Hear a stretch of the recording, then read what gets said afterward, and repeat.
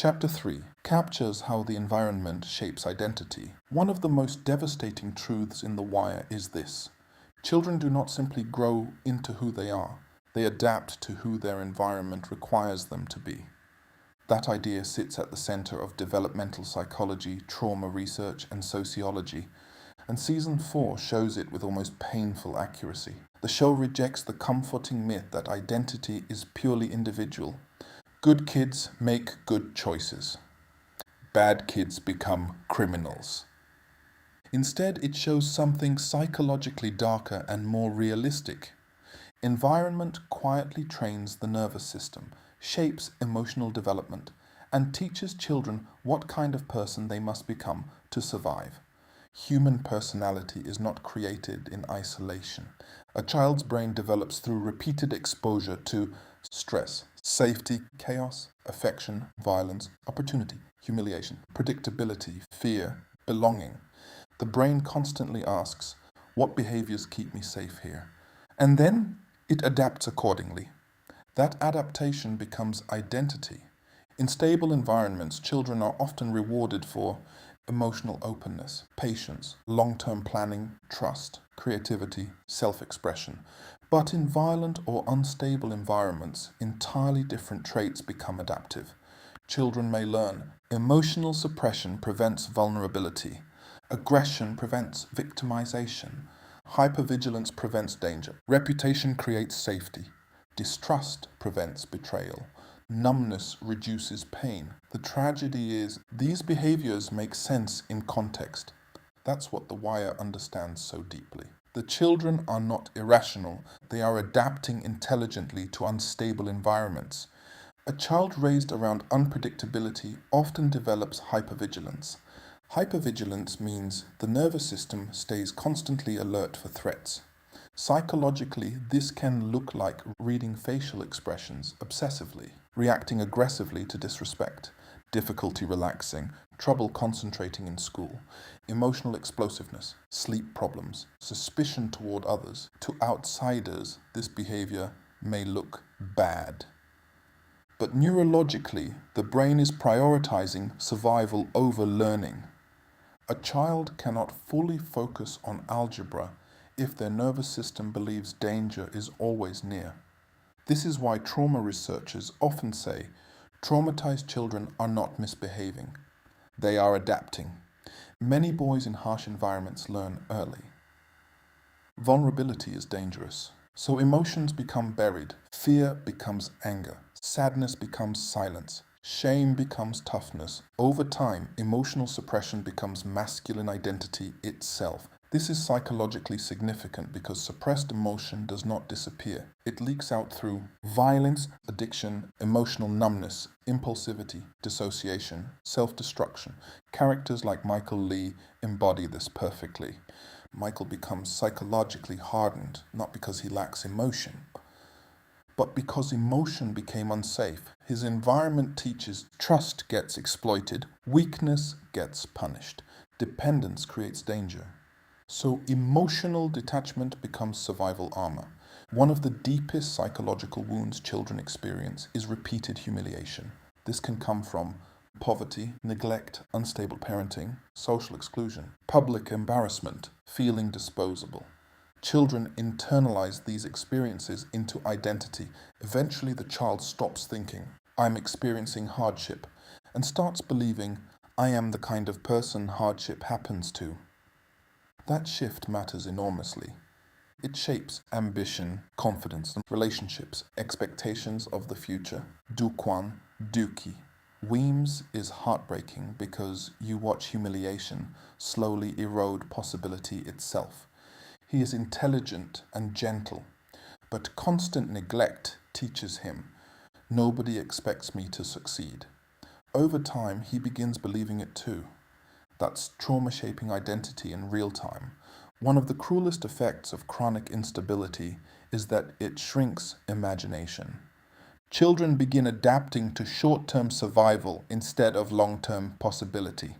Psychologically, this changes decision-making. If the future feels uncertain, immediate rewards become more valuable. Long-term planning feels unrealistic. Risk-taking increases. Hope decreases. This is not stupidity, it's adaptive psychology. A child who unconsciously believes, "I may not live long," will naturally prioritize immediate survival, status, or income. The environment changes time perception itself. That's why many kids in The Wire seem older than their age emotionally, but younger developmentally in other ways. They are forced into adult survival psychology before emotional maturity fully develops. Children don't just absorb environments individually. Peer groups reinforce adaptation. In dangerous environments, toughness earns respect. Fearlessness earns protection. Emotional sensitivity invites targeting. Reputation becomes currency, and so identity becomes performative. Young boys especially may learn to project aggression, emotional coldness, dominance, even when internally afraid.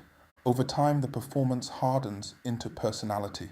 The mask becomes the self. Jamal, don't look weak. Jamal grows up in a neglected apartment complex. His mother works nights. His father is absent. Arguments, police sirens, and instability are normal background noise. As a child, Jamal was naturally soft-hearted. He likes drawing, he cries easily, he wants approval. But by age 8, he learns something important: crying attracts humiliation. Older boys mock weakness. Teachers assume aggression. Adults are overwhelmed and emotionally unavailable. So Jamal begins adapting.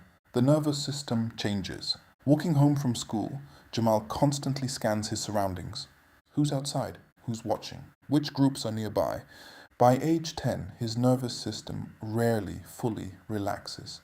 At school, he struggles with concentrating, reacts strongly to disrespect, interprets neutral behavior as threatening. Teachers label him disruptive. But psychologically, Jamal's brain is operating in defense mode. Survival has become more important than learning. One afternoon, another student embarrasses him publicly. The laughter devastates him. That night, Jamal realizes fear equals vulnerability. The next day, he attacks the boy aggressively. Suddenly, things change. People stop mocking him. Other kids respect him. He feels safer. His environment rewards aggression. So aggression grows, not because violence feels good, because violence reduces fear. This is adaptive conditioning. At 13, Jamal's cousin is killed. At home, nobody discusses grief openly. The neighborhood treats mourning almost mechanically. Stay strong. Jamal feels overwhelming sadness, but he suppresses it. Over time, sadness transforms into numbness. Numbness transforms into anger. Anger transforms into identity. People now describe him as cold, hard, dangerous. But internally, much of that hardness began as protection against pain. Jamal once imagined becoming a graphic designer, but year after year he watches. Talented people fail. Exhausted adults struggle. Smart friends disappear into jail or street life. Schools lower expectations. Gradually, his imagination shrinks. By 16, he no longer thinks, "What do I want from life?" He thinks, "How do I avoid humiliation and survive?" That psychological shift is devastating. The environment has shaped his identity around survival instead of growth. Years later, Jamal is feared in his neighborhood. But occasionally, around children, glimpses of his younger self appear. He encourages a kid's artwork, protects younger boys quietly, pays for groceries for an elderly woman. Why? Because the original self never completely disappeared. It became buried beneath adaptation. That's one of the deepest truths The Wire understands. Many people who appear hardened are carrying identities shaped by environments that punished softness and rewarded survival behaviors. People connect deeply to this theme because they recognize how the environment shaped them too. Not always through violence, sometimes through family dynamics, class, school culture, religion, workplaces, social expectations, humiliation, emotional neglect, and everyone is shaped by what their environment rewards and punishes. And that's why The Wire feels less like fiction and more like observation. It understands that identity is not formed in a vacuum. Human beings become adaptations to the worlds they survive in.